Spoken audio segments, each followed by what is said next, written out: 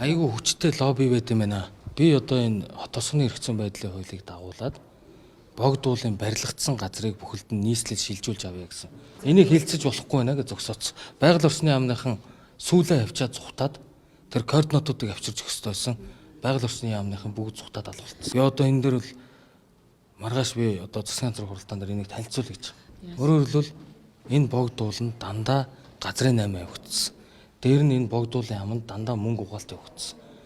Бид нар өнөөдөр нөхд рүү яармаг руу зайсан руу цэвэр усны шугам татгээд та нар мэдж байгаа шүү дээ. Яармгийн зэвтэн усыг одоо шинжлэхээ явуулж.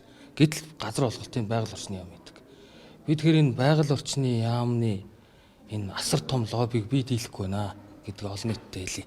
Өөрөөр хэлбэл би яг өөрөө ч хэлж байгаачлан тэр барилгацсан газрыг бүхэлд нь барилгын хормоогоор богд уулын дархан газрын захиргаанаас гаргаад нийслэлийн мэдэлд авъя. Энийхээ төлөө бид нар татвар авъя. Газрын төлбөрийг авъя. Тийм ээ? Эргээд дэд үтсийн асуудлыг шийдье гэдэг ийм шийдэл өнөөдөр төрийн байгуулалтын байнгын орон дээр хилцгээр байтал гинтхэн энэ асуудал зогсчихж байна. Одоо бүгд отогт амьдарч байгаа шүү дээ. Отогт хэдэн давхар резиденс хауснуудад амьдарч байгаа шүү дээ. Тэгээ энэ бол үе үеийн бүх одоо байгаль орчны сайд нар түүнийг дагсан газрын 8-ны бүлэглэлийг хийсэн ажил шүү дээ.